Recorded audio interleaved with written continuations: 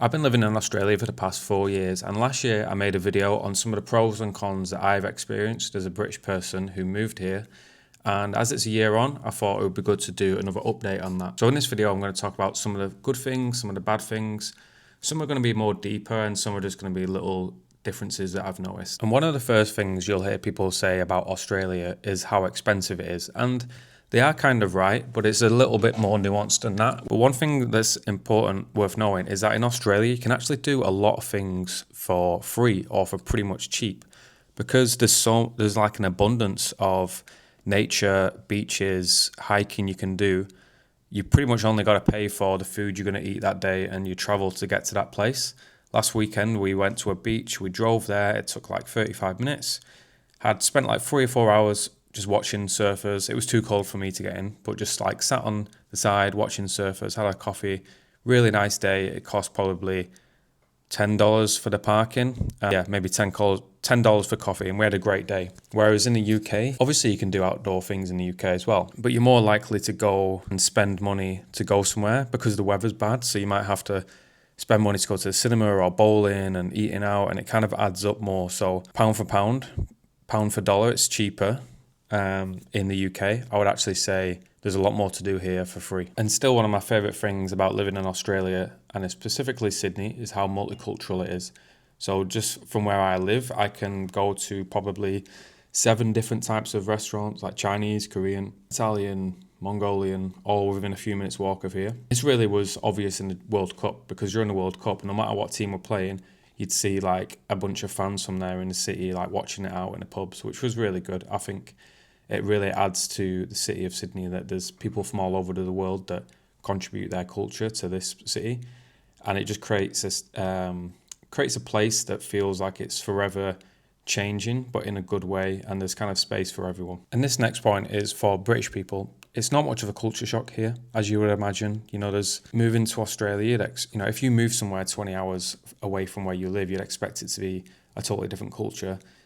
But you can easily slip right in with humour, obviously the language. If you work, a lot of qualifications are accepted here from the UK over to Australia as well. In terms of moving to a new country, it's probably the easiest one, I would say. And this next point might seem kind of like a boring point, but it's actually very important if you are looking to live here long term. And it's around superannuation, because in Australia, your employer will also contribute to your superannuation, or the equivalent in the UK would be like a private pension. And I think it's 12%. The 12% of your salary, the company will add to your superannuation. Whereas in the UK, if you're doing a pension, it can be a lot lower than that. It can be around 3 to 10%. That really adds up. That compounds over time. If you're going to be working for a long time in Australia, you should be a lot better off when it comes to retirement age. And on that, I would say pay in Australia is generally higher. I worked in marketing in the UK and I got a job in Australia. It was roughly like 1.5 times higher pay in Australia, and taking into account cost of living and things like that, I feel a lot better off here than I was back home. Could roughly cover my rent and maybe a meal every now and then, and couldn't save much, whereas I have a lot more breathing room here to save money. And as I mentioned before, there's just so many things you can do here which don't actually cost anything. So one of the first things I ever noticed when I arrived in Australia was the sounds of the birds, and it's something you really grow to appreciate. Is like the bird life here, the wildlife, the native plants and trees. When you actually start to look out for them, you realize how nice it is. And a lot of these plants and animals are obviously unique to Australia. I did some charity work the other day where we was planting some. Now, I've not had to use the healthcare, thankfully, very much since I've been in Australia, but when I've had to use it, it's so quick and so easy. Although there's a lot to like about the NHS in the UK. If you want to book an appointment here, you can pretty much get on the app and book it, and most of the time you can find something in the same day. Getting an appointment when I was living in the UK, you had to pretty much lie for how serious your illness was to get an appointment, because if you just said, I've got some slight issue, they'll be like, oh, we'll see you in 4 weeks. And obviously by then it's probably going to be solved, whatever issue you had. Whereas here, it just feels like you're not a burden if you want to go and see a doctor.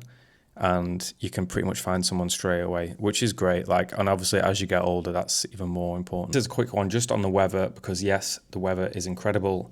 Even in the winter, spring, autumn, which are probably the best seasons, you can easily go weeks and weeks and weeks without any rain, just sun. And then when it does rain, it's amazing. Like you get just like massive downpour of rain. You just get this amazing smell, and you know it's not going to last. You know the rain's going to be gone in a few days anyway, so you kind of appreciate it, and you can kind of see, all the grass and the trees kind of gain life, and all this amazing smell comes, and yeah, the weather is just top notch. Okay, moving on to some of the downsides, which most of these are not too bad to be honest, but like every city or every country, there's some downsides. The first thing I would say is that Sydney in particular, and I imagine most cities in Australia, they kind of close a little earlier. So the cafes will close early here, but it kind of feels like the city shuts down a lot earlier compared to other cities, especially when I come from Asia, when I come from South Korea, or I come from like a major city in the UK where it's still bustling at night time, especially in Seoul. It's pretty much like a 24-hour city. If you want to go out at 11 p.m. and eat some noodles, you can. Then when you land back in Sydney and it's past 5 p.m., it can feel like completely dead and really dark because they turn like street lights off, I've noticed. And you just don't see as many people out and about, which is not necessarily a bad thing. It's just, different. For some reason, Australia has like really rubbish internet. Where I live, it's a fairly modern apartment. I think it's about 20 years old.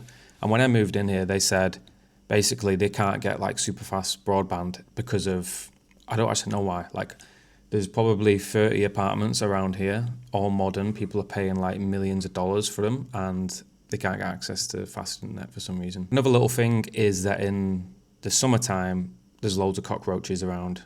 Not in my house, but like if you go out and about walking, usually near the river or the beach, you'll usually see like massive cockroaches, and they're not only walking around, they fly as well, which I didn't even know cockroaches could fly, but yeah, they can. When you first move to Australia, getting a rental is one of the most stressful things you'll ever have to do. You're competing against so many people. It's expensive. If you want to live somewhere that's like really desirable and a lot of people are moving there, you really have to compete. When we first came here, we had a look at more eastern suburbs area, which is near the beaches in Sydney. We had 2 viewings, and it was probably, I'm not exaggerating, it was like 40 people at these viewings for one place. So we just never bothered trying to get a place there again. And as you move further out the city, it's not as competitive as that, but it's just something to be aware of. Like if you have an idea of moving to Australia, I'm going to live by the beach, you're going to be competing with a lot of other people who want to do the same.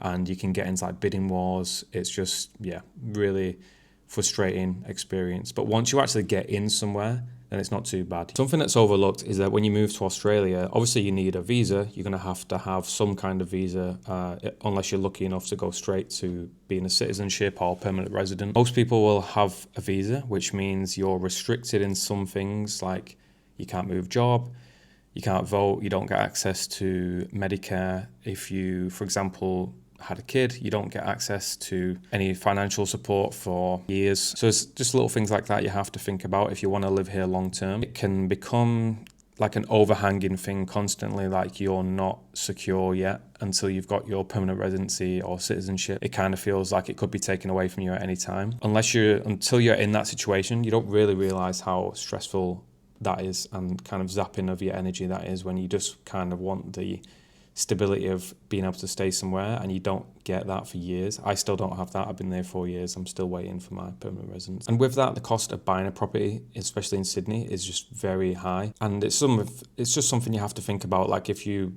do want to stay here, do you actually have enough to buy somewhere? And especially, do you have enough to buy somewhere that you want to? Like a lot of people, I would happily live outside of Sydney, but it's just, there's no work there. So you have to live in Sydney. But then you can be paying, there's places down the road from me which are like $1 million for a 1-bedroom apartment. And then the last point for me is that I've noticed in the past year, because I got a car a year ago, that actually a lot of Australia is very car focused. Although it has amazing transport, if you kind of want to go like outside of the city, shops will be on main roads of cars. So if you're a pedestrian walking on that road, it can be like really noisy and cars flying past you. But just to sum all this up, I think the important thing to remember is that no matter where you live, you have to put in the effort yourself to love that place, which is something I really want to do more this year. I think it's easy to blame the country or blame a city where you're in and be like, oh, Sydney's boring, or people in Australia are like this. And they don't want to make friends. You have to put the effort in yourself. That's the cold hard truth. And something I want to do this year is just explore more of Sydney, more of Australia. But yeah, thanks for watching. There'll be more videos. Please subscribe if you haven't, and I'll see you next time.